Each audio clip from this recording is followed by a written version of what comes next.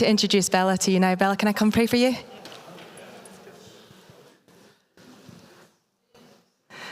Lord, I do thank you for Bella, for her incredible passion for you, her love for you. I do pray that you would stand with her now and you would just overflow through her heart, through her soul.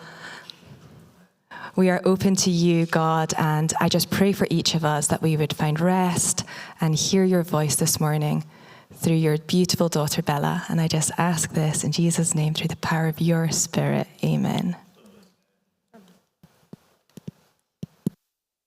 Hey. Good morning, everyone. Can you hear me okay? Great, super. Louise just said our sermon today is called A God-Sized Calling, and it's going to be about a particular kind of tree in the background. And the tree is the oak tree. I had a little briefing with Stefan yesterday at the Hooks party, if I've got the right information. And rather than giving you info about oak trees, I'd love to do a little quiz with you as a warm-up for us. Could you sit down together in groups of 3s or 4s, please? Roman and maybe some other people are going to come around with some bits of paper. So each group should get one piece of paper and one pen. Okay.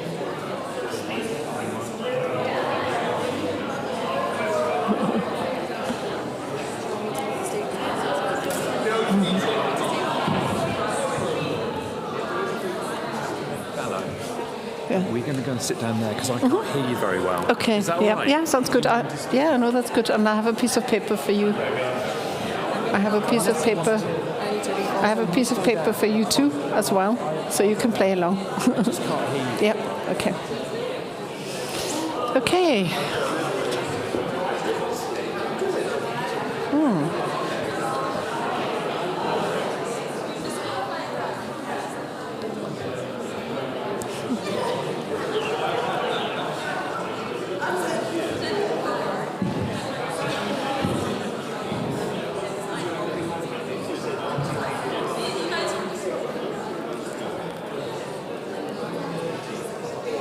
Okay, everyone. Thank you for playing along with me. Okay. And now I would need your ears, please. I'm feeling like I'm back at school. I used to be a teacher in my old life. We're doing group work, folks. So what I'd like to do is I'm going to read out a question, and they're also going to come up on the slides. And after I've read out each question, could you have a quick conversation with your team? There'll be 4 answers, and you try and pick the one that's correct. And then hopefully that's going to give us a little bit of, and at the end I'm going to give you the answers, and we'll see who gets all of them right. Okay? Yeah. Okay, so our first question is in the oak quiz. How long can an oak tree live? We've got A, 50 to 100 years, B, between 100 and 300 years, C, 300 to 500, or D, over 1,000 years. Have a quick chat, pick one answer and write it down on your sheet, please.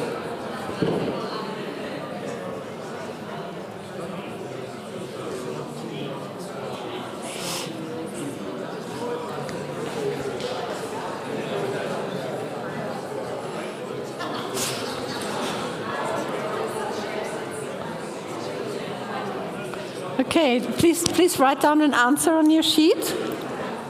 Yeah? Every team has a piece of paper. Okay. Question number 2. How many nations use the oak tree as a national symbol or a national tree? 10, B, 12, C, 15, and D, 20.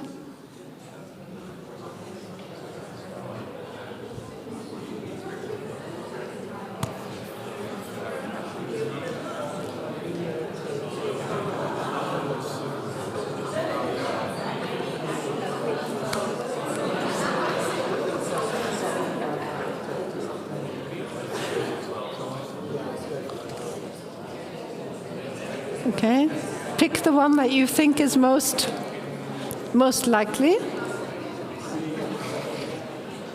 And please write down your answer. Question number 3. What does the oak tree symbolize in the Bible? A, endurance and stability. B, humility and peace. C, prosperity and wealth. Or D, purity and renewal. Have a little think in your teams.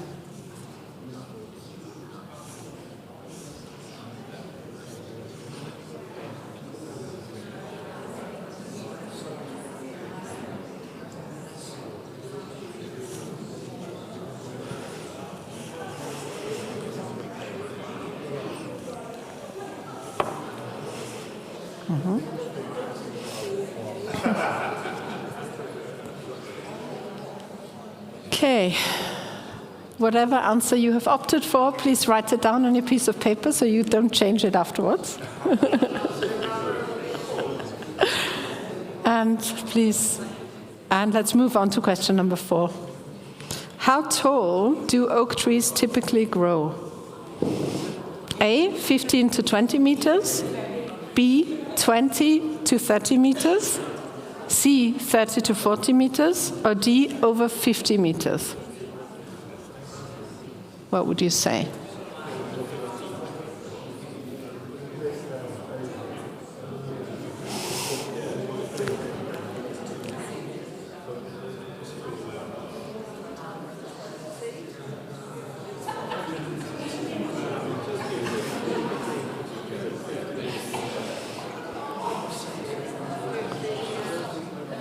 Okay, and write down that answer as well, please. And this brings us to our last question. Hope you're feeling competitive, because we're going to see in a minute which team's got the most points. Which biblical figures are associated with oak trees in the Old Testament? There's actually quite a few, but here are 2 for each answer. A, Abraham and Joshua. B, Isaac and Samuel. C, Samson and Elijah. Or D, David and Solomon. Yeah.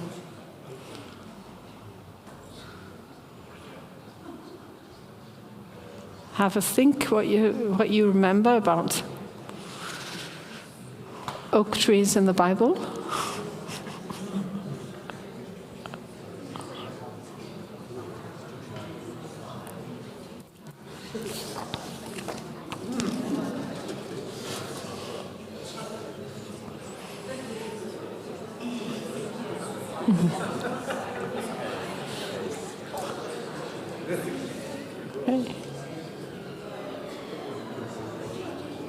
Okay, and please write down this answer as well before we count the points and see how many oak tree specialists we have here apart from our botanists.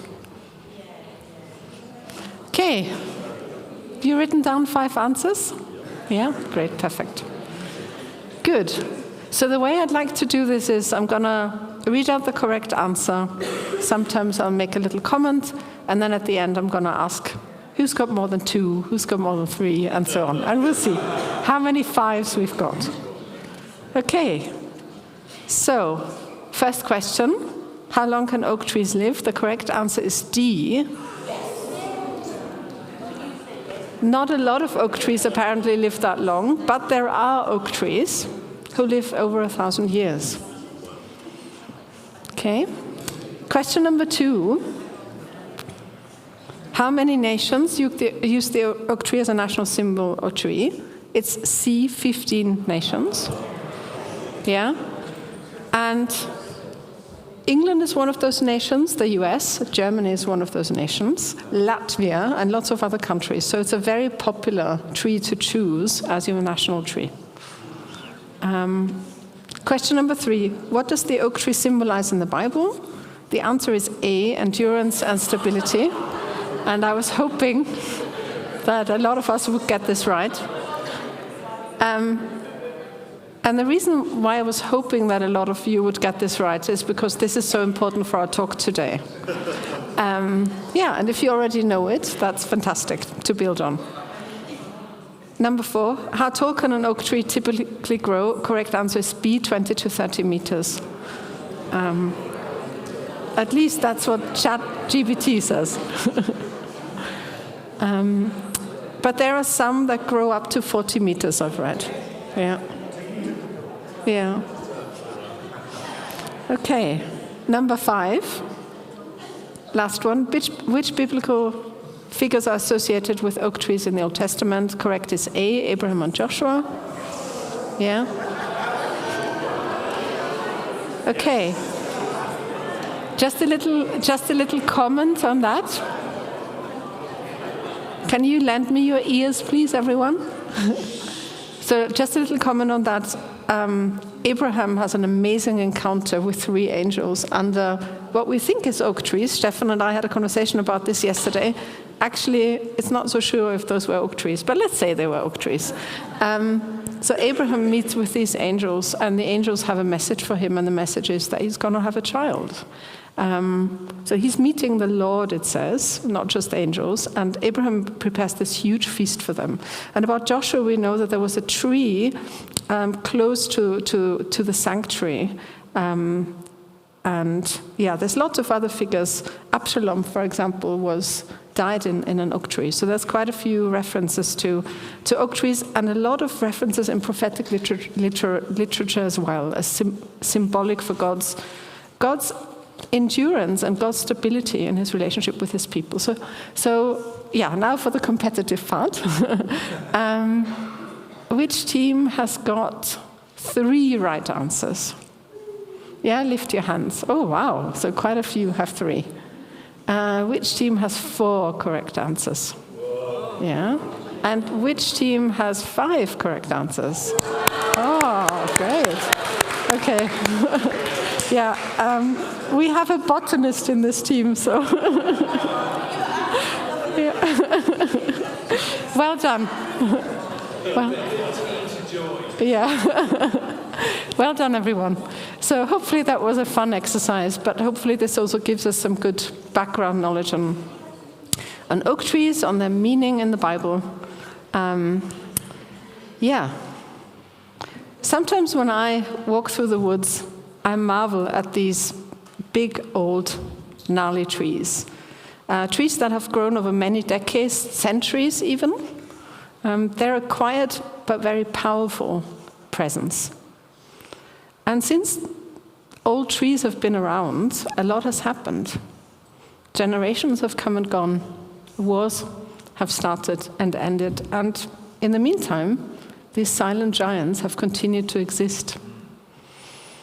Looking at the context of our story today, I get a sense of God being like one of these huge oak trees. He has a long history with his people. We're going to look at the book of Judges today. Before Judges, God started something. Well, he didn't start with Abraham, but something important started with Abraham. God called a people to himself. Abraham, then Isaac and Jacob, and it continued in Egypt when Jacob's descendants were enslaved and cried out to God. And then God brings out Israel out of Egypt through a series of miracles. He then continues to be with them for 40 years in the desert while they're wandering. And then finally they conquer Canaan under Joshua's leadership. God has been there all along with his people, waiting, longing. He wants to work with Israel, and not just with them, but through Israel he wants to show who he is to the nations.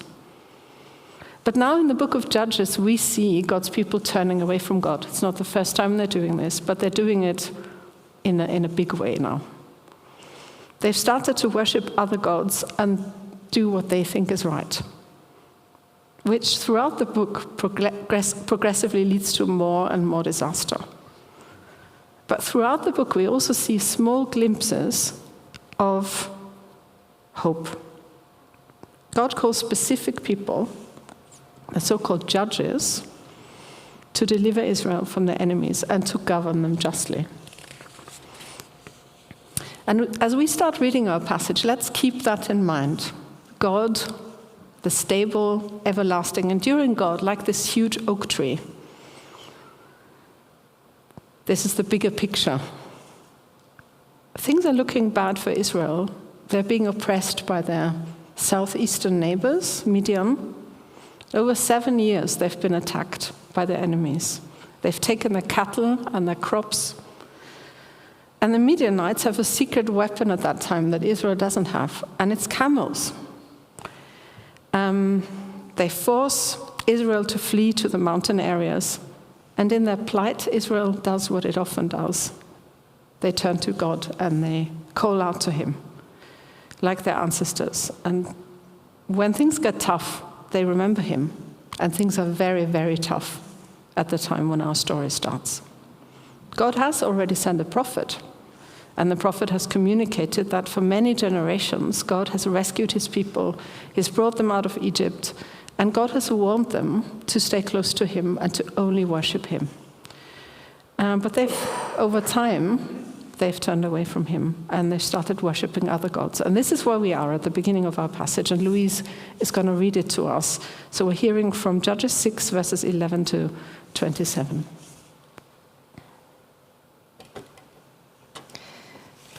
The angel of the Lord came and sat down under the oak in Ophrah that belonged to Joash the Abizarite, where his son Gideon was threshing wheat in a winepress to keep it from the Midianites, when the angel of the Lord appeared to Gideon and said, "The Lord is with you, mighty warrior." "Pardon me, my lord," Gideon replied, "but if the Lord is with us, why has all this happened to us? Where are all his wonders that our ancestors told us about when they said, 'Did not the Lord bring us up out of Egypt?' But now the Lord has abandoned us and given us to the hands of Midian." The Lord turned to him and said, "Go in the strength you have and save Israel out of Midian's hand. Am I not sending you?" "Pardon me, my lord," Gideon replied, "but how can I save Israel? My clan is the weakest in Manasseh, and I am the least in my family." The Lord answered, "I will be with you, and you will strike down all the Midianites, leaving none alive." But Gideon replied, "If now I have found favor in your eyes, give me a sign that it is really you talking to me. Please do not go away until I come back and bring my offering and set it before you." And the Lord said, "I will wait until you return." Gideon went inside, prepared a young goat, and from an ephah of flour he made bread without yeast.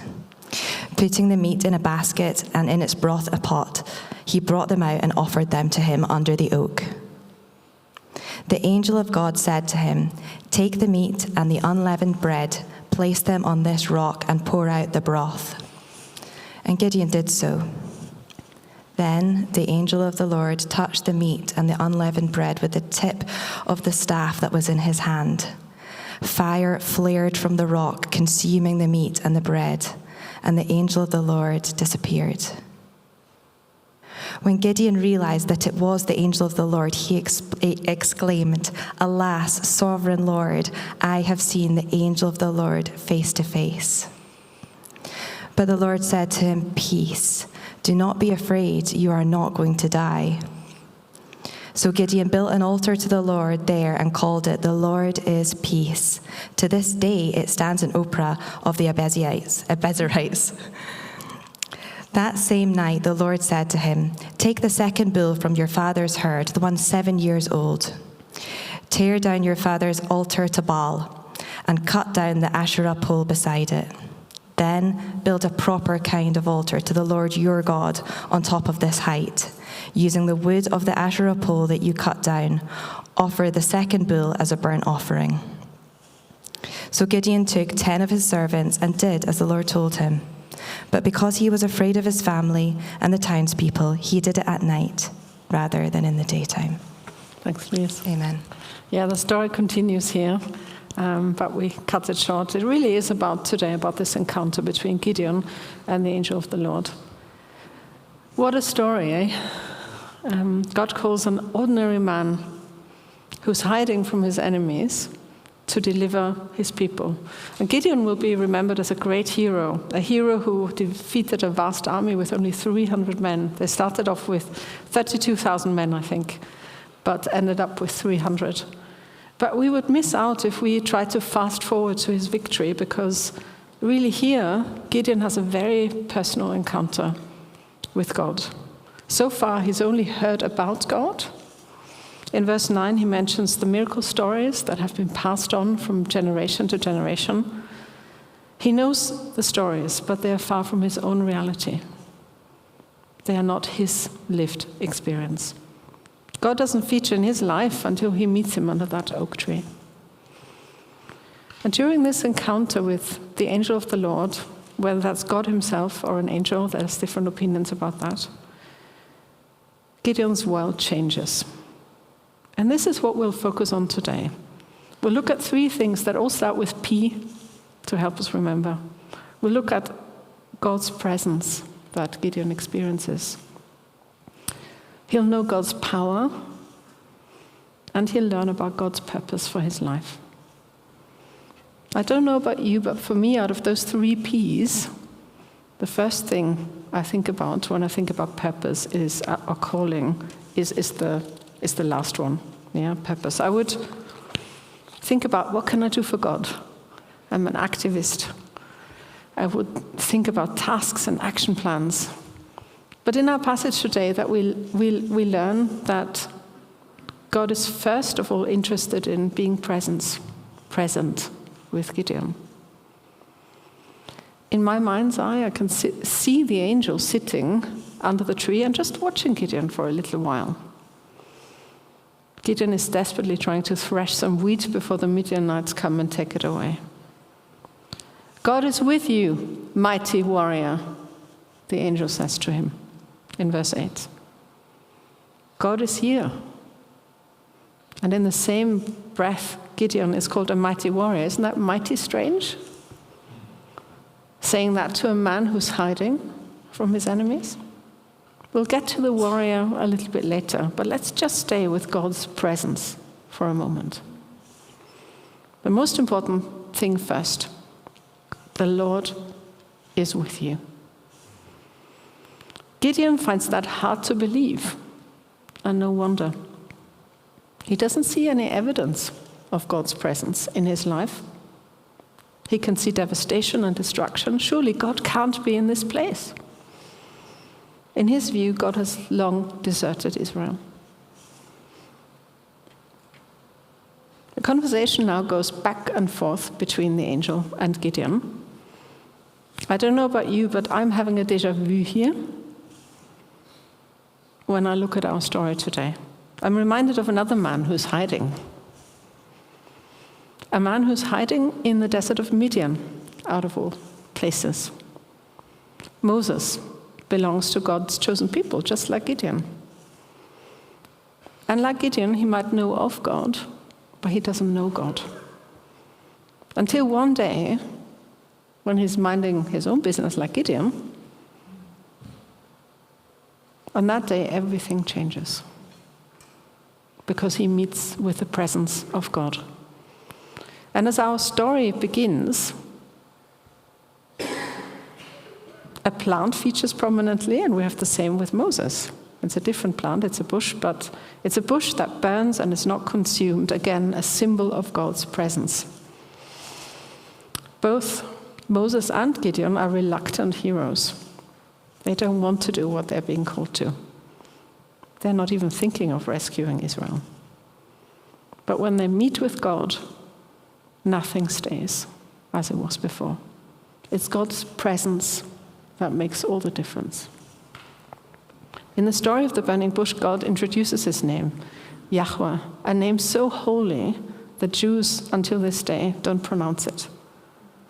A name meaning I am. A name that's eternal. A name that's unchanging. I am God, God is saying to Moses, and he's present with Gideon in the same way. Gideon can't grasp it yet, so he bargains with God. Again, something that can remind us of Moses. But the angel is insistent. Am I not sending you? He says. I will be with you. And as I read the story, I get the impression that Gideon slowly starts to realize if this is true, if God really is with us, then things will look very different. If God is really here, if the man under the tree is sent from God, then there is hope on the horizon. I don't know about you, but have you had this feeling before? Just an inkling God might be in this? And if this truly is happening, then something's gonna start happening. And I'd like to tell you a little story about something that just recent, how we've seen God working, how we had that inkling as a family. About 6 months ago, we heard that our landlord was going to sell the flat we were living in at the time. And as you can imagine, that was quite was a stressful moment.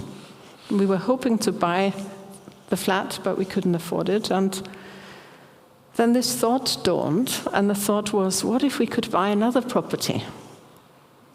And that might be a natural thought to many under our circumstances, but for us it was not a natural thought. It was actually quite an alien thought. We had zero money for the deposit. And which bank would take us on with our income that was partly donation-based? Things weren't looking good for us. But then something happened. God's presence came. We didn't see an angel under the tree outside our window, but God spoke in a language that we understand, that our family understands. He spoke through a dream, as he often has done in our story as a family. In the dream that our daughter Anna-Lauren had, our family was gifted a house that only consisted of one room. We only had a living room. There wasn't even a toilet. The house was tiny, and there was nothing we could do with it. What do you do with a house that only has one room and not even a toilet? But as the dream developed, the house started to grow. Room after room was added to our house until it was big enough for us to move in. And at first we didn't know what to do with it. But that same day, I was talking to a friend on the phone about the deposit. And I just cried. I said, it's impossible, 25%. How will we ever get that money? I was desperate and deflated. And as I shared with her, something happened, something dawned on me. I remember the dream that my daughter had that night, and suddenly the penny dropped. Do you know those moments with God when the penny drops? Where there was only desperation and despair before the call now with my friend. Now there was an inkling, a very small inkling at first. But when we finished the call, I gathered my family and I said, I think I know what the dream is about. It's about the deposit. God is telling us that the money will come bit by bit, like the rooms in the dream. It would take another 6 months to get our own place. And we moved in last week. There were lots of twists and turns along the way, and if you'd like to know, it's a long story, but it's a story that glorifies God. But hope started to increase with dreams. We had 4 dreams altogether, but the first dream was the dream I just shared with you. God spoke in a language that we could understand. And we knew one thing, if this really is God, he'll make it happen. We didn't know how, but you see, we didn't need to know how. And surely enough, bit by bit, the deposit came together, and more. But it all started with a realization. God is here, God is present, and because he is, things are going to start happening. And here in the picture, you can see us last week. James is holding the key to the first property we own. We never thought this would ever happen, but it has happened. And as I read Gideon's story with what we were going through at that moment, I just got the impression that this realization of God is present, if this is really God, also happened to him on a much larger scale, of course, than just our little story. But Gideon knew, I think, that if God was really there, this would change everything. Because it wasn't just about God being present, it was about God being present. The Lord being present. God in capital letters because the who matters here in this story. And this brings us to our second point, God's power. It's not just about somebody's presence here, it's about God's presence. If God is in something, if God is with someone, there is weight, there is power. If God is doing something, things will start to happen. I wonder at what point hope did start to dawn in the conversation between Gideon and the angel. I think maybe after the second exchange in verse 17. Here Gideon says, if now I have found favor in your eyes, give me a sign that is really you talking to me. Please do not go away until I come back and bring my offering and set it before you. There must be hope for Gideon there, otherwise he wouldn't go away and prepare some food. Where first there was no hope, just disbelief, now there is a silver lining. What if it's true? What if it's really God speaking? If now I have found favor in your eyes, give me a sign that it's really you talking to me. You see, Gideon was under no illusion. He knew that he was not a mighty warrior. He knew that he didn't have it in him to lead Israel in battle against a vast army of many thousand warriors. If he'd had a chance, I think he would have done it already. He knew what he was up against, and he knew he had no chance. We know from verse 15 how Gideon estimates his own strength after the angel tells him to go in his strength. Pardon me, my lord, Gideon replied. But how can I save Israel? My clan is the weakest in Manasseh, and I'm the least in my family. What Gideon is saying here is, I'm a nobody. The tribe of Manasseh was one of the so-called half-tribes, named after Ephraim and Manasseh, the sons of Joseph. Not only was he part of a half-tribe, but the way he sees it, his clan was the least significant in that half-tribe. And from how it sounds, not only was he part of one of the weakest tribes and the weakest clans, but he was probably the youngest in his family. Gideon knows that there's not much strength in him. He's realistic about that. As I was spending time in this story, I was reminded a few times of this theme, a theme of a powerful God who works through very ordinary people, just like us, really. Actually, not just ordinary people, but people who didn't believe they were fit for the work, like Gideon and Moses, or people who others thought weren't fit for the work, like David, for example, the shepherd boy, or Timothy in the New Testament, who was seen as by many people as too young to lead a church. Gideon is mentioned again in the New Testament, together with the great heroes of the faith in the book of Hebrews. And the writer of Hebrews writes here in chapter 11, 32 to 34, "And what more shall I say? I do not have time to tell you about Gideon, Barak, Samson, and Jephthah, about David and Samuel and the prophets, who through faith conquered kingdoms, administered justice, and gained what was promised, who shut the mouths of lions, quenched the fury of the flames, and escaped the edge of the sword, whose weakness was turned to strength, and who became powerful in battle and routed foreign armies. There it is again, whose weakness was turned to strength. Gideon relied on God's power. It was God who made him strong. And I'm reminded of Paul as well, the Apostle Paul, who writes about how he had asked God 3 times to take a weakness away. We don't know what it was. It might have been a physical ailment. Some people say he might have had eye problems, but God didn't take his weakness away. Instead of taking it away, he taught Paul a principle that Gideon learned in our session today. But Paul goes a step further here. In 2 Corinthians, he says, "But he said to me," and he being God, "My grace is sufficient for you, for my power is made perfect in weakness. Therefore, I will boast all the more gladly about my weaknesses, so that Christ's power may rest on me. It almost sounds to me as if he said, I need to be weak so God can be strong. Back to the story of Gideon, you see, the hope that seems to be slowly emerging here is not based on Gideon. It's got nothing to do with him and his ability. Gideon is a realist, and I don't think that means he had bad self-esteem. Don't get me wrong, I'm sure God sees potential here in Gideon. And I was tempted to make potential one of the P's, but then realized that actually here it's really not about Gideon's potential in the first place. It's mainly about God's power. Gideon needs certainty. He needs to be 100% sure that God is in this.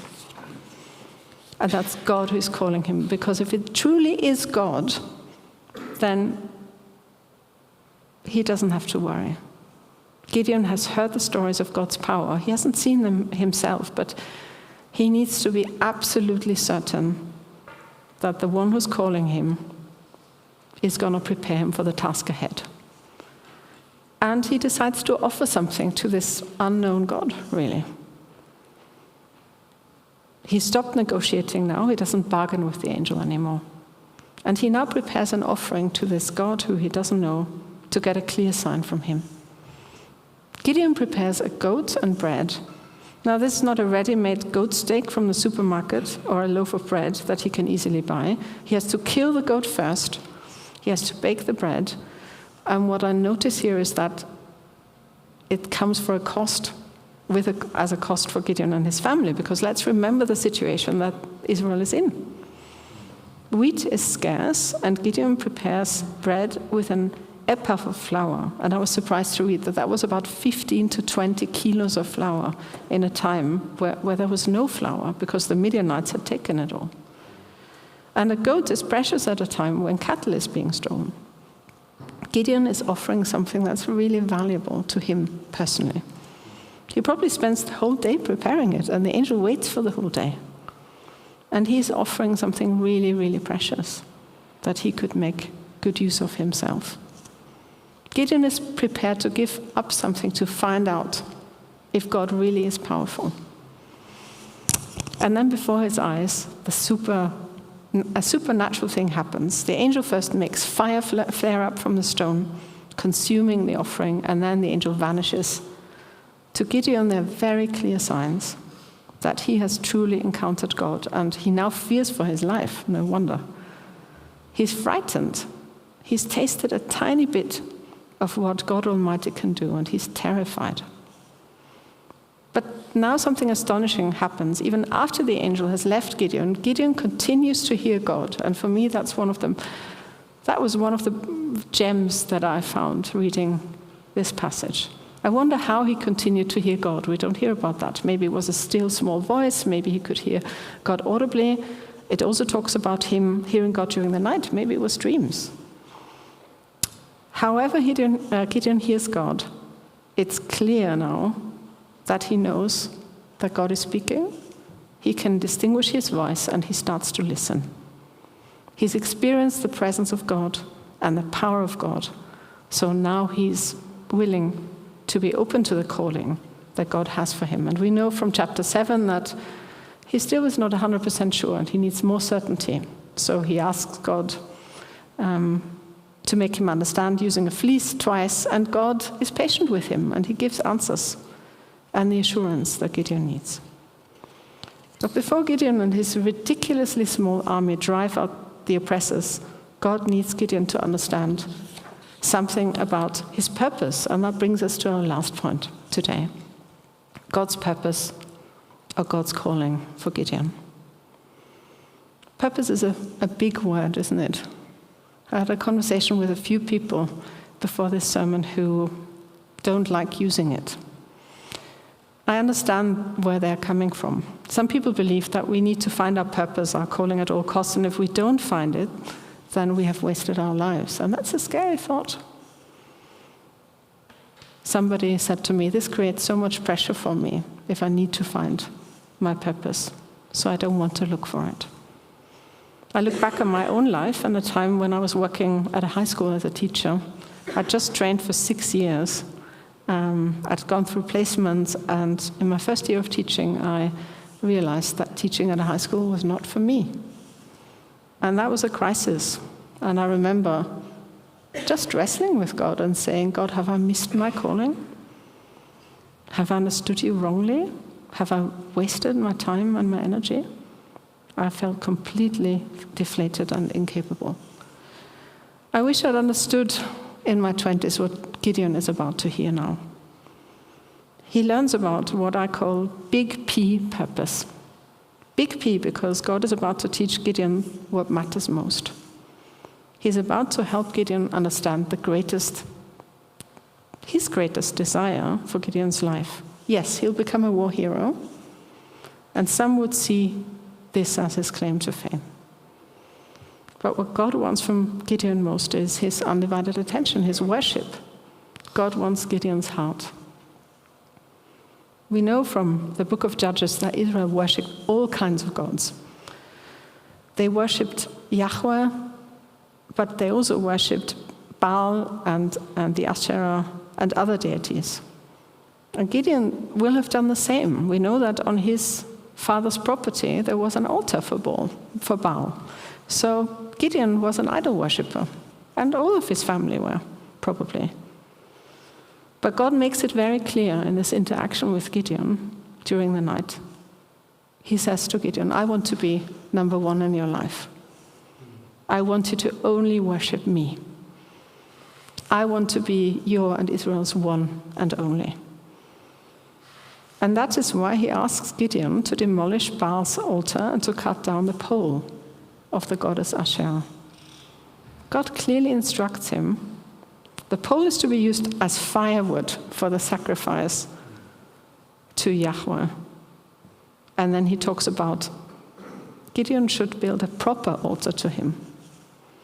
And God wants everybody to see this altar. So he wants Gideon to build it on the top of the hill, so everybody sees that God is the only God. He alone is Israel's God. Gideon is frightened about this task. And he has good reasons for it. In the last verses of chapter 6, we didn't have time to read that, but he nearly gets killed because the townspeople see what he's done, and his dad in the end protects him and says, if Baal exists, he can take revenge on Gideon himself, basically. And Gideon lives. But the big P purpose of Gideon's life, and the big P purpose in our lives, is this. And Jesus sums it up in the Gospels when somebody asks him about the most important commandment. Love the Lord your God with all your heart and with all your soul and with all your strength and with all your mind, and love your neighbor as you love yourself. This is our big P purpose. This is what we're all called to. And that's good news, isn't it? It's good news because even if we miss some smaller callings, some small P purposes, we cannot miss what really matters when we love God. We might make some choices that we regret later. We might not find our small P purpose immediately. For me, small P purpose means my job. It can mean a particular group of people that God calls me to love, or it might be a particular person he wants to invest in. All really important things, don't get me wrong. All these things matter to me, and they matter to God greatly.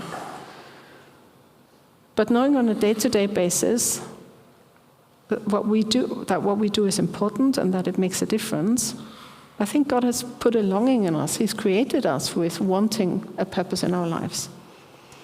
But there's even better news. If we focus on the big P, on worshiping God only, of loving him well and loving others, we cannot miss our purpose. I wish I'd understood this lesson in my 20s, when I'd just given up my job as a teacher and spent 3 months in bed and didn't know what to do next. When I felt I was a failure. When I was exhausted and I thought I'd wasted my life. How could God use me if I'd studied the wrong degree? Looking back, it seems common sense to go back to basics, to this big P purpose, to what really matters. But I was really focused on the small P. on the doing, on the being active, on the achieving, on being excellent in what I was doing. So I couldn't see the big picture at that time. Gideon was called to a great mission. And God promised to be with him in the venture, and God had actually initiated that venture. But first he needed to understand that his main purpose was to love God and to worship him only. God was longing for his people. He wanted their love and their undivided attention. First things first. First the big P, and then the small p. It's really sad to see where Gideon ended up later in his life. He lost sight of his big P purpose, his overall purpose.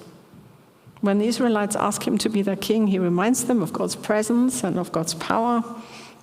Gideon says in chapter 8, "I'll not rule over you, nor will my sons rule over you. The Lord will rule over you." And then he does the unthinkable. He uses the gold from the plunder to make an ephod, which is probably a statue, and Israel starts worshipping it and starts turning away from God. He's leading them into this. Can you believe it? After everything he's seen? I was just so sad reading that. I find it hard to understand how he ended up in that place. But I think what happened is he lost the big P purpose. And that led to disaster. May we keep our eyes on loving God and loving people. And then I promise we won't get it wrong. I'm reminded of the Westminster Short Catechism and the very first question in it. What is the chief end of man? Man's chief end is to glorify God and to enjoy him forever. First things first. If we do believe that this answer is true, then God will also take care of our small p purposes. I would like to read out a little summary of my sermon now, and Paul and the team, if you could already come up and quietly play in the background, please. Paul sent an email to me during the week, and he said, "What's on your heart, Bella?" And that was such a good question. And I thought, what is on God's heart for this sermon? And I just summed it up in a few sentences, and let's imagine that God is saying this to us. Before I call you to do something, I'm calling you to be with me, to be present as I am present with you. And before you wonder how you'll manage to do what I'm calling you to, remember that I'm all-powerful. You might not know how to do what I'm calling you to do. But if you learn to rest in my strength, you will understand this. I have enough strength for both of us. And yes, I have a purpose for your life. I have a specific calling, but your overall purpose is to worship me. Keep that in mind, and we'll work out the details together of what that can look like for you in particular. And we're going to have an extended time of worship now, and as we go into the next song, Oceans, let's imagine God's presence with us. Let's imagine God's power with us. And only after that comes stepping out. If we don't know about God's presence and God's power, there's no meaning, there's no purpose in stepping out. But if we do, some great things will happen.